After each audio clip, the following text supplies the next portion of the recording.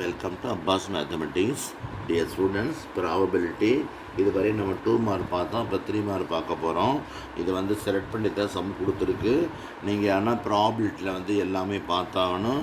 நீங்கள் வந்து அப்புறம் 11th 12th தரவாக இருந்தீங்கன்னா உங்களுக்கு இதுவே 20 மார்க் வந்துடும். அதை பார்த்துக்க. 11th 12th சாப்பிட்டு தரவாக இருந்தீங்கன்னா 20 மார்க் வந்துடும் உங்களுக்கு. அப்புறம் 1 மார்க் ஒரு 20 40 மார்க் வந்துடுது. வெக்டர்ஸ் இருக்குது, அது ஒரு 2 5 மார்க்கு 50. அதே மாதிரி 5th சாப்டர் இருக்குது, அதில் ஒரு 2 5 மார்க் 60. இந்த மாதிரி அப்புறம் 3rd chapter, 2nd chapter, 1st chapter இருக்குது, அதில் ஒரு 2 5 மார்க் எழுதிடலாம். அப்போ 70. ஈஸியாக 7th சாப்டர், 8th 10th இதெல்லாம் பார்க்காமலே நீங்கள் ஈஸியாக 70 மார்க் எடுத்து தாண்டிடலாம். இதை பாருங்கள், ஈஸியாக நமக்கு சென்டம் ஸ்கோர் பண்ணுறதுக்கு ட்ரை பண்ணுங்கள். நான் கொடுத்துருக்கு ஏர்ன் மீன்ஸ் ஒரு பாக்ஸ் ஒரு பேக், ஸ்கூல் பேக் மாதிரி.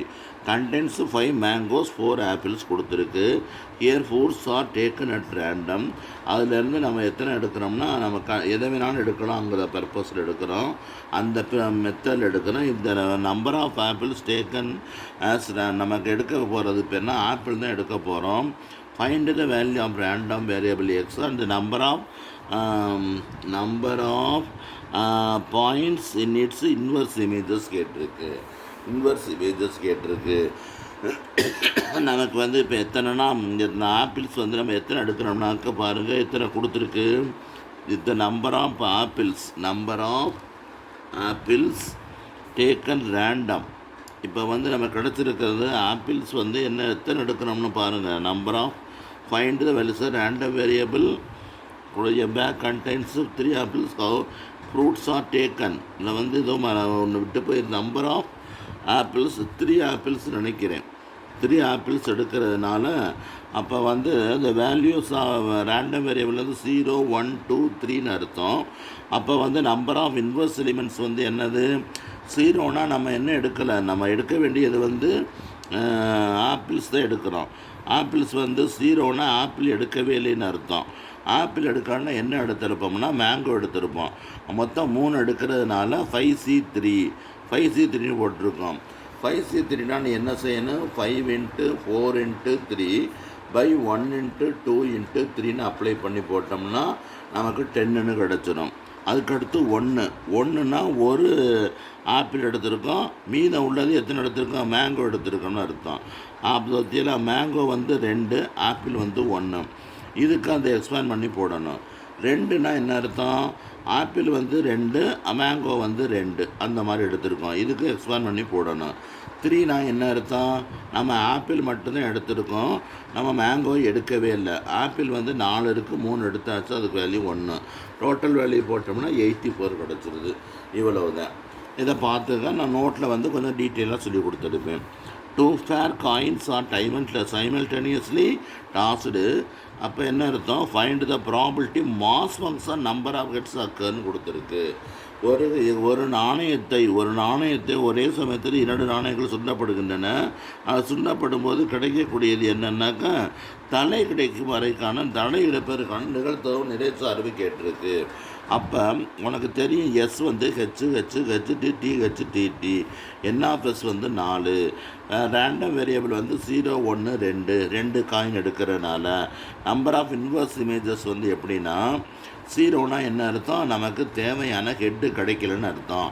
ஹெட்டு கிடைக்காமல் இருக்கிறது டிடி இருக்குது, டிடி வந்து 1 தான் இருக்குது. அப்புறம் ஒரு ஹெட்டு கிடைக்கிறது வந்து நமக்கு 2 டேர்ம் இருக்குது. எல்லாமே ஹெட்டு கிடைக்கிற ஒரு டேர்ம் இருக்குது. அவ்வளோதான், முடிஞ்சிருச்சு. ப்ராபபிலிட்டி மாஸ் ஃபங்க்ஷன்னா என்ன அர்த்தம்னாக்க 0 அதுக்கான ப்ராபபிலிட்டி 0 கிடைப்ப. 0னா என்ன அர்த்தம், தலை கிடைப்பதற்கு, அதாவது தலை கிடைக்காமல் இருக்க நிகழ்த்தவுன்னு அர்த்தம். தலை கிடைக்காமல் இருக்கிற இது அப்போ அதுக்குள்ளே நிகழ்த்தது வந்து டிடின்னு கிடைக்கும். டிடின்னா 1/4. 1னா ஒரு தலை கிடைப்பது. ஒரு தலை கிடைப்பதுக்கு வந்து எத்தனை இருக்குன்னா 2/4 வரும். 2/4னா 1/2. அதுக்கடுத்து 2மே தலை கிடைப்பதுன்னு சொல்லியிருக்காங்க. 2மே தலை கிடைப்பது வந்து 1 இருக்குது, அதனால 1/4. இதுதான் ப்ராபபிலிட்டி மாஸ் ஃபங்க்ஷன் ஸ்மால் f(x)ன்னு எழுதணும். இது முக்கியமானது. இதை பேஸ் பண்ணி பின்னால் நிறையா சம் வருது. A pair of die is tossed.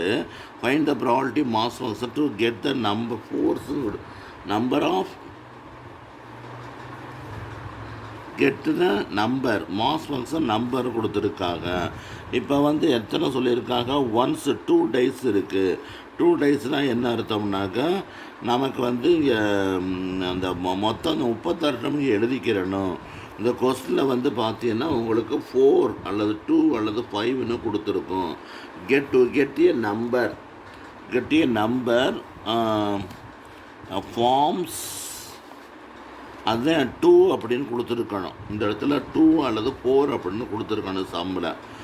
பார்த்துக்கோங்க. இப்போ வந்து வேல்யூஸ் ஆர் ரேண்டம் வேரியபிள் வந்து 0, 1, 2. ஏன்னா 2 காயினை 2 டைல இது